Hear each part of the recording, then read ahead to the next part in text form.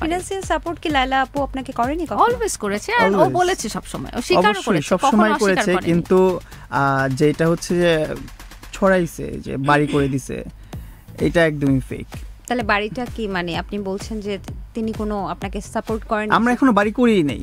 আমার ইনকাম বলবো যেটা একটা সময় ছিল, এখন আপাতত নাই। যেটা একটা অ্যাপস আসছিল বাংলাদেশে, যেটা লঞ্চ হওয়ার পর আমাদের অনেকগুলা ইনফ্লুয়েন্সারদেরকে আইন এক করে একটা পেমেন্ট দেওয়া হয়েছে, যেখানে হচ্ছে আমি পেয়েছিলাম পার মান্থ $5,000 একটা অ্যাপস থেকেই। আদার্স অ্যাপস তো আছেই অ্যান্ড প্রমোশন আছে, সব মিলে আমার হাইয়েস্ট $7,000 মতন হয় ওই টাইমে।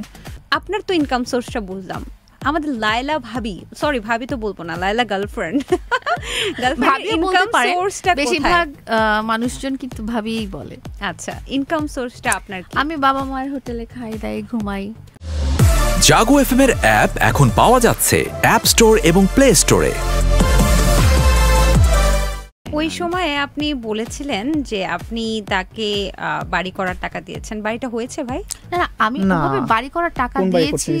গ্রামের বাড়িটার কথা যেটা যদি হয়, এগুলো আসলে সব উত্তর আমরা দিয়ে ফেলেছি। আপনি এইভাবে তাকাচ্ছেন কেন? মনে হচ্ছে যে কি বললা তুমি, এখনই খবর আছে? না না না না, আমিও আপনার সাথে শুনতে চাই যে কোন ক্লারিফাই করতে চাচ্ছে যে আমি যেটা আমরা বলছিলাম যে ওই মুহূর্তে যে সাংবাদিকদের সাথে যে কথাগুলো বলছিলাম, ফিনান্সিয়াল সাপোর্টের কথা বলেছিলাম সব ব্যাপারে। ফিনান্সিয়াল সাপোর্ট কি লায়লা আপু আপনাকে করেনি? অলওয়েজ করেছে, আর ও বলেছে সব সময়, ও স্বীকারও করেছে, সব সময় করেছে, কিন্তু যেটা হচ্ছে যে ছড়াইছে যে বাড়ি করে দিছে, এটা একদমই ফেক। তাহলে বাড়িটা কি মানে আপনি বলছেন যে তিনি কোনো আপনাকে সাপোর্ট করেন? আমরা এখনো বাড়ি করিই নেই। ঢাকা শহরে আমার একটা বাড়ি হয়ই নাই। গ্রামের যে বাড়ি আমরা করতেছি, গ্রামের বাড়ি ওটা পুরোটা আমার অনেক পরিশ্রমের টাকায় গড়া। অ্যান্ড একটা সময় হচ্ছে যে আমরা তো ফ্রিল্যান্সার, আমরা অনলাইন থেকে টাকা ইনকাম করি। অনলাইনে অনেক সময় হচ্ছে ট্রানজ্যাকশন অফ থাকে, তখন কি করে, আর তখন কোথায় থেকে টাকা পাবো? আমরা তো বেতন পাই না। আমরা তো হচ্ছে যে ওইখান থেকে যেটা কামাই ওইটা ব্যাংকে আসে, ব্যাংকের থ্রুতে আমাদের কাছে, তারপর আমরা ব্যবহার করতে পারি। তো একটা সময় আমার এমন একটা অবস্থা হয়েছিল, আমি কাজ আটকায় ফেলছি, মানে আমার মিস্ত্রিদেরকে বিল দিতে পারতেছি না। তখন আমি লায়লাকে বললাম যে দেখো আমার পেমেন্ট আটকে গেছে। লায়লা বললো তুমি টেনশন নিও না, আমি তোমার মিস্ত্রিদের পেমেন্ট পাঠিয়ে দিচ্ছি। তো ওই একটা সাপোর্ট করছে, ওই অল্প কিছু হলো, ওইটা আমার কাছে অনেক কিছু। আসলে সোলমেটদের কাছে এখানে তো আসলে সামান্য কিছু একটা টাকা, কিন্তু আমার কাছে ওটা মানে রেঞ্জ কেমন হতে পারে? ওর এটা এখন এতদিন পরে তো মনে থাকবে না, এটা তো অনেক আগে মনে আছে। আমারও মনে থাকার কথা না, বিকজ এগুলো আমরা কাউন্ট করি না। এটা রাগের বশবর্তীতে অনেক কিছু বলে, বাট আপনি তার ধরেন আমার এক মাসের স্যালারি কেমন হতে পারে আপনার? ওই তখনকার স্যালারিটা, যেই স্যালারিটা আটকে গেছে আমার, ওই স্যালারিটা আমি ওর কাছ থেকে অ্যাডভান্স মানে ফেসবুকের টাকা, তাই তো? হ্যাঁ, ফেসবুক আর অন্যান্য প্ল্যাটফর্ম আছে আমার টাকা।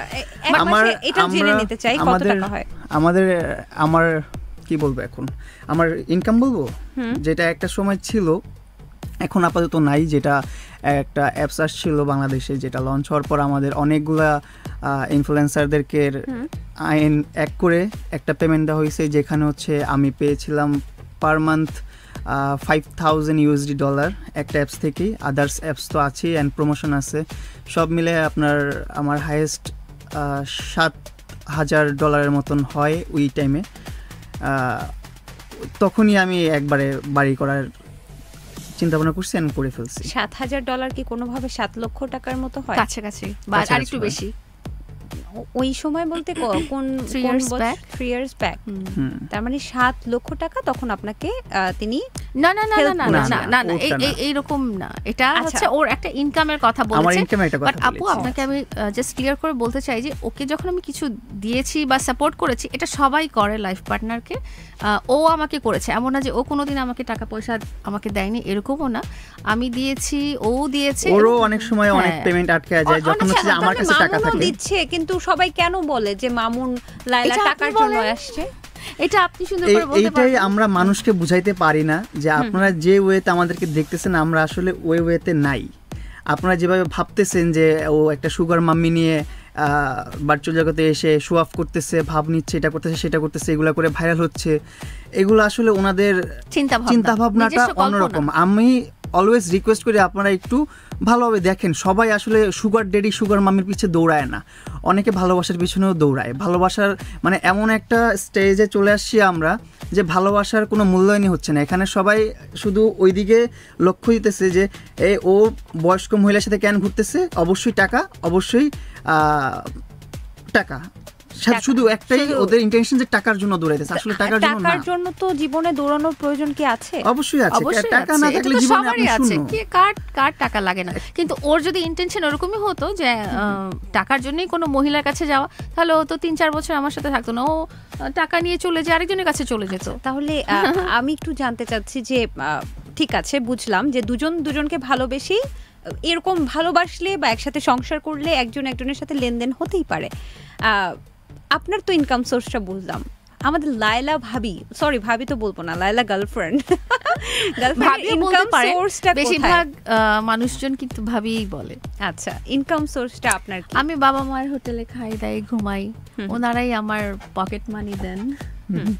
আচ্ছা, আপনার বাসায় কে কে আছেন? মানে মামুন তো আছেই আপনার বাসায়, কিন্তু পাশাপাশি আমার বাসায় আমি আছি, আমার বাসার সাহায্যকারী কতজন মানুষ আছে? কয়েকজন মানুষ আছে, 14 জন।